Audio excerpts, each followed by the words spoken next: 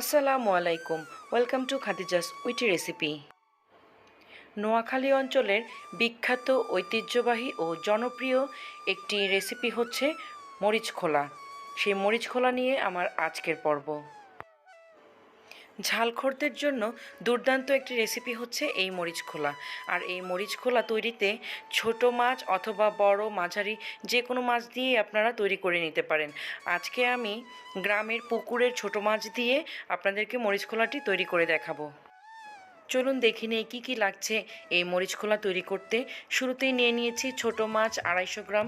আর এখানে দেখতে পাচ্ছেন মরিচ। এই মরিচটাকে আমরা ব্লেন্ডারে ভালোভাবে ব্লেন্ড করে নিব। ছোট মাছের সাথে এবারে আমরা এক এক করে দিয়ে দিচ্ছি মিহি কুচি করে রাখা পেঁয়াজ কুচি হাফ কাপ। তার সাথে দিয়ে দিচ্ছি রসুন বাটা 1 টেবিল চামচ। আরও দিয়ে দিচ্ছি ফাইন পেস্ট করে রাখা মরিচ বাটা দিচ্ছি এখানে আমি 1 টেবিল চামচের মতো। আর আপনারা আপনাদের স্বাদ অনুযায়ী দিবেন। এই মরিচটার ঝাল একটু কম ছিল, তাই আমি 1 টেবিল চামচ দিয়ে দিচ্ছি। হলুদ গুঁড়া দিয়েছি এখানে 1/4 চা চামচ। আর এর সাথে দিয়েছি কাঁচামরিচ ফালি করে নেয়া 2টা, আর ধনেপাতা কুচি স্বাদ মতো, লবণ দিয়ে দিয়েছি স্বাদ মতো। আর এর সাথে আরও দিয়েছি সরিষার তেল। সরিষার তেল আপনারা অবশ্যই দিবেন এর ভালো একটা অ্যারোমার জন্য। সব কিছু ভালোভাবে একসাথে মেখে একটা সাইডে রেখে এখন কলা পাতাটাকে রেডি করে নিচ্ছি। কলা পাতাটাকে ভালোভাবে ধুয়ে ভিডিওতে দেখানো নিয়ম অনুসারে খুব সাবধানে কেটে নেবেন যেন কলা পাতাটা ছিঁড়ে না যায়।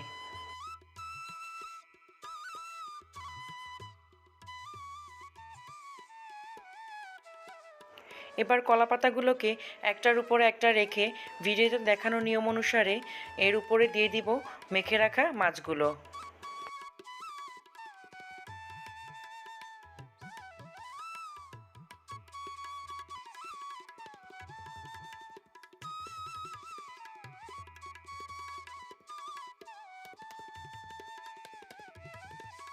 এখন কলা পাতাটাকে ভাঁজ করে নিচ্ছি। আর এভাবে ভাঁজ করে নিলে কোনোভাবে খুলে যাওয়ার চান্স থাকবে না।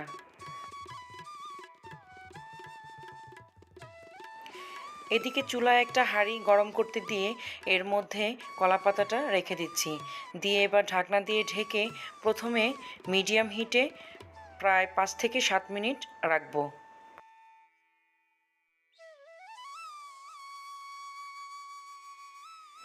ঢাকনা খুলে এবার কলা পাতাটাকে আরেক মিনিট উল্টে দিব।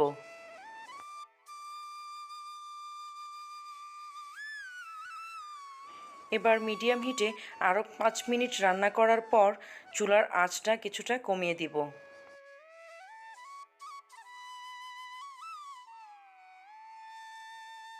মরিচ খোলা হয়ে এসেছে।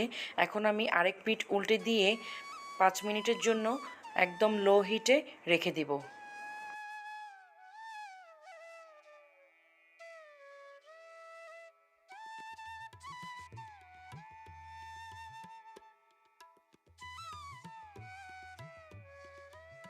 ব্যাস তৈরি হয়ে গেল আমার মরিচ খোলা।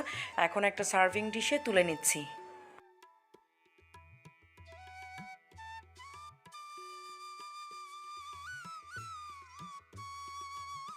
এবারে আমি কলা পাতাটা খুলে আপনাদেরকে দেখাচ্ছি ভেতরে মরিচ খোলাটা কেমন হয়েছে।